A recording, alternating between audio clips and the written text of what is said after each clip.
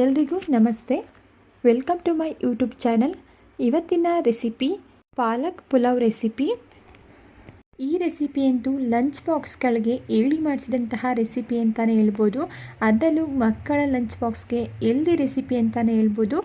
Taste ಅಂತೂ ಅದ್ಭುತ ಅಂತಲೇ ಹೇಳ್ಬೋದು. ಅಷ್ಟು ಸೂಪರಾಗಿರುತ್ತೆ. ಒಂದ್ಸಲ ನೀವು ಇದನ್ನು ಟ್ರೈ ಮಾಡಿದ್ರೆ ವೀಕ್ಲಿ 2-3 ಡೇಸ್ ಮಾಡ್ತಾನೆ ಇರ್ತೀರಾ, ಅಷ್ಟು ಸೂಪರಾಗಿರುತ್ತೆ.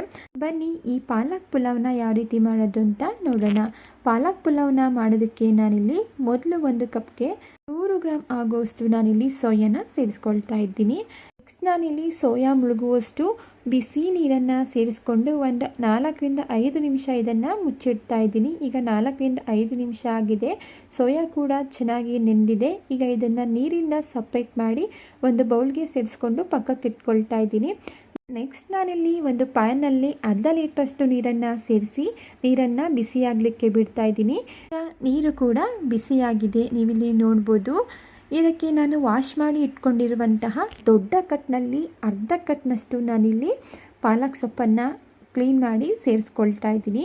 ಪಾಲಕ್ ಸೊಪ್ಪನ್ನು ಸೇರಿಸ್ಕೊಂಡಿದ್ದಂಥ ಪಾಲಕ್ ಸೊಪ್ಪು ಕಂಪ್ಲೀಟಾಗಿ ಬೇಯೋವರೆಗೂ ಲಿಡ್ಡನ್ನು ಕ್ಲೋಸ್ ಮಾಡಿ ಬೇಯಿಸ್ಕೊಳ್ತಾ ಇದ್ದೀನಿ. ಈಗ ಪಾಲಕ್ ಸೊಪ್ಪು ಕೂಡ ಕಂಪ್ಲೀಟಾಗಿ ಬೆಂದಿದೆ.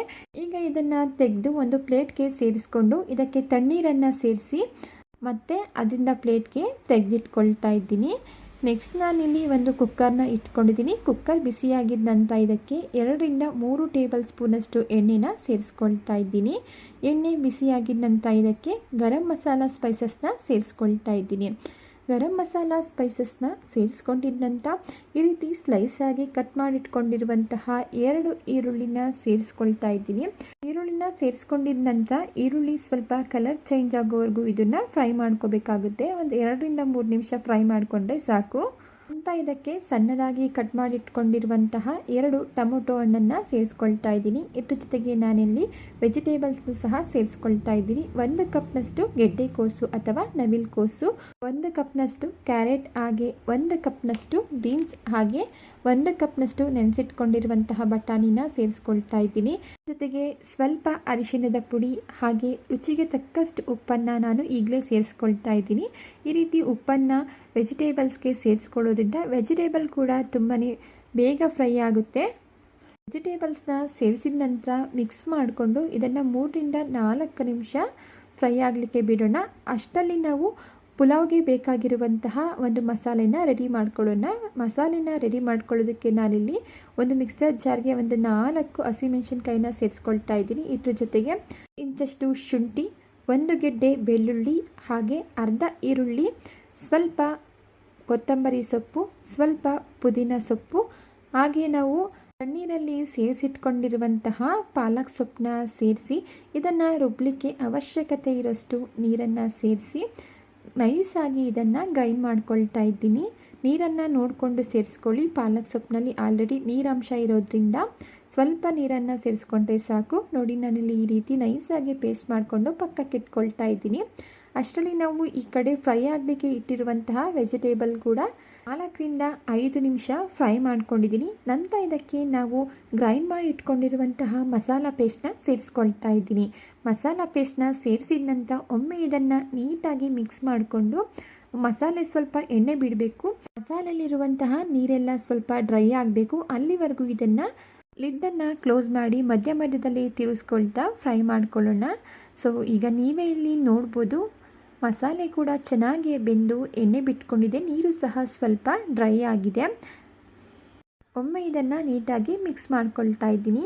ನಂತರ ಇದಕ್ಕೆ ನಾವು ನೆನೆಸಿಟ್ಕೊಂಡಿರುವಂತಹ ಸೋಯಾನ ಸೇರಿಸ್ಕೊಳ್ತಾ ಇದ್ದೀನಿ. ಇದ್ರ ಜೊತೆಗೆ ನಾನಿಲ್ಲಿ ಅರ್ಧ ಟೀ ಸ್ಪೂನಷ್ಟು ಗರಂ ಮಸಾಲ ಪೌಡರ್ನ ಸೇರಿಸ್ಕೊಂಡು ಮಿಕ್ಸ್ ಮಾಡ್ಕೊಳ್ತಾ ಇದ್ದೀನಿ. ನೋಡಿ, ನಾನು ಈ ಗ್ಲಾಸ್ನಲ್ಲಿ 1 ಗ್ಲಾಸ್ನಷ್ಟು ಅಕ್ಕಿನ ತೊಗೊಂಡಿದ್ದೀನಿ. ಪರ್ಫೆಕ್ಟಾಗಿ ಇದು 300 ಗ್ರಾಮ್ ಇದೆ. ಇದೇ ಗ್ಲಾಸ್ನಲ್ಲಿ ನಾನು ಅಳತೆ ಮಾಡಿಕೊಂಡು 2 ಗ್ಲಾಸ್ನಷ್ಟು ನೀರನ್ನು ಸೇರಿಸ್ಕೊಳ್ತಾ ಇದ್ದೀನಿ. ನೀರನ್ನು ಸೇರಿಸಿದ ನಂತರ ಒಮ್ಮೆ ಇದನ್ನು ನೀಟಾಗಿ ಮಿಕ್ಸ್ ಮಾಡ್ಕೊಳ್ತಾ ಇದ್ದೀನಿ. ಈ ಟೈಮಲ್ಲಿ ನೀವು ಉಪ್ಪು ಕಮ್ಮಿ ಇದ್ದರೆ ಸೇರಿಸ್ಕೋಬೋದು. ನಾನು ಆಲ್ರೆಡಿ ವೆಜಿಟೇಬಲ್ಸ್ನ ಫ್ರೈ ಮಾಡಲಿಕ್ಕೆ ಉಪ್ಪನ್ನು ಸೇರಿಸಿದ್ದೆ, ಅದು ಇಲ್ಲಿ ಪರ್ಫೆಕ್ಟಾಗಿದೆ. ನೋಡಿ, ನೀರನ್ನು ಸೇರಿಸಿ ಮಿಕ್ಸ್ ಮಾಡ್ಕೊಂಡ ನಂತರ ಒಂದು ಲಿಡ್ಡನ್ನು ಕ್ಲೋಸ್ ಮಾಡಿ ನೀರನ್ನು ಕುದಿ ಬರಲಿಕ್ಕೆ ಬಿಟ್ಟಿದ್ದೆ. ನೀರು ಸಹ ಈಗ ಚೆನ್ನಾಗಿ ಕುದಿ ಬಂದಿದೆ. ಈಗ ಇದಕ್ಕೆ ವಾಶ್ ಮಾಡಿಟ್ಕೊಂಡಿರುವಂತಹ 300 ಗ್ರಾಮ್ನಷ್ಟು ಅಕ್ಕಿನ ಸೇರಿಸ್ಕೊಳ್ತಾ ಇದ್ದೀನಿ. ನಾನಿಲ್ಲಿ ನಾರ್ಮಲ್ ಊಟಕ್ಕೆ ಬಳಸುವಂತಹ ಬುಲೆಟ್ ರೈಸನ್ನು ಬಳಸ್ಕೊಳ್ತಾ ಇದ್ದೀನಿ. ಅಕ್ಕಿನ ಸೇರಿಸಿದ ನಂತರ ಒಮ್ಮೆ ನೀಟಾಗಿ ಮಿಕ್ಸ್ ಮಾಡಿಕೊಂಡು ಚೆನ್ನಾಗಿ ಒಂದು ಕುದಿ ಬರಲಿಕ್ಕೆ ಬಿಟ್ಟಿದ್ದೆ. ಈಗ ಇದು ಚೆನ್ನಾಗಿ ಕುದೀತಾ ಇದೆ. ಈಗ ಕುಕ್ಕರ್ ಕ್ಯಾಪ್ನ ಕ್ಲೋಸ್ ಮಾಡಿ ಮೀಡಿಯಂ ಫ್ಲೇಮಲ್ಲಿ 2 ವಿಷಲ್ ಆಗಲಿಕ್ಕೆ ಬಿಡ್ತಾ ಇದ್ದೀನಿ. ಅಕ್ಕಿನ ಸೇರಿಸಿದ ನಂತರ ಈ ರೀತಿ ಕುದಿ ಬಂದಿದ ನಂತರ ನಾವಿಲ್ಲಿ ಕುಕ್ಕರ್ ಕ್ಯಾಪನ್ನು ಕ್ಲೋಸ್ ಮಾಡೋದ್ರಿಂದ ನಾವು ಸೇರಿಸಿರುವಂತಹ ಮಸಾಲೆ ಎಲ್ಲ ರೈಸ್ಗೂ ಚೆನ್ನಾಗಿ ಹಿಡ್ಕೊಳ್ಳುತ್ತೆ. ನಾವು ಅಕ್ಕಿನ ಸೇರಿಸಿದ ತಕ್ಷಣ ಕುಕ್ಕರ್ ಕ್ಯಾಪ್ನ ಏನಾದರೂ ಕ್ಲೋಸ್ ಮಾಡಿದ್ರೆ ಒಂದು ಕಡೆ ಮಸಾಲ ಹಾಗೆ ಒಂದು ಕಡೆ ರೈಸ್ ಉಳ್ಕೊಬಿಟ್ಟಿರುತ್ತೆ. ನೋಡಿ, ನಾವಿಲ್ಲಿ ಕುಕ್ಕರ್ನಲ್ಲಿ ಮಾಡಿರೋದ್ರಿಂದ ಸ್ವಲ್ಪ ಮಸಾಲೆ ಮೇಲೆ ಬಂದಿರುತ್ತೆ. ಇದನ್ನು ಒಮ್ಮೆ ನೀಟಾಗಿ ಮಿಕ್ಸ್ ಮಾಡ್ಕೊಳ್ಳೋಣ. ನೋಡಿ, ನಾನಿಲ್ಲಿ ನೀಟಾಗಿ ಮಿಕ್ಸ್ ಮಾಡ್ಕೊಂಡಿದ್ದೀನಿ. ನೀವಿಲ್ಲಿ ನೋಡ್ತಾ ಇರ್ಬೋದು. ರುಚಿಯಂತೂ ಅದ್ಭುತವಾಗಿರುತ್ತೆ. ಮಿಸ್ ಮಾಡದೆ ನೀವು ಕೂಡ ಮನೇಲಿ ಟ್ರೈ ಮಾಡಿ ನೋಡಿ. ಓಕೆ ಫ್ರೆಂಡ್ಸ್, ಇವತ್ತಿನ ಪಾಲಕ್ ಪುಲಾವ್ ರೆಸಿಪಿ ನಿಮಗೆ ಇಷ್ಟ ಆಗಿದೆ ಅಂತ ಭಾವಿಸ್ತಾ ಇದ್ದೀನಿ. ಇಷ್ಟ ಆಗಿದ್ದರೆ ರೆಸಿಪಿಗೆ ಒಂದು ಲೈಕ್ ಮಾಡಿ. ಇದೇ ರೀತಿ ಸಿಂಪಲ್ ಹಾಗೂ ಟೇಸ್ಟಿ ರೆಸಿಪಿಗಳು ನಿಮಗೆ ಬೇಕು ಅಂದರೆ ನೀವು ಮಾಡಬೇಕಾಗಿರೋದು ಇಷ್ಟೇ. ದಯವಿಟ್ಟು ಚಾನಲ್ನ ಸಬ್ಸ್ಕ್ರೈಬ್ ಮಾಡಿಕೊಂಡು ಚಾನಲ್ಗೆ ಸಪೋರ್ಟ್ ಮಾಡೋದನ್ನು ಮರಿಬೇಡಿ. ಹಾಗೆ ಮಿಸ್ ಮಾಡದೆ ಈ ವಿಡಿಯೋನ ನಿಮ್ಮ ಫ್ಯಾಮಿಲಿ ಫ್ರೆಂಡ್ಸ್ಗಳಿಗೆ ಶೇರ್ ಮಾಡಿ. ಈ ರೆಸಿಪಿನ ಟ್ರೈ ಮಾಡಿ ಹೇಗೆ ಬಂತು ಅಂತ ಹೇಳಿ ಕಮೆಂಟ್ ಮಾಡೋದನ್ನು ಮರಿಬೇಡಿ.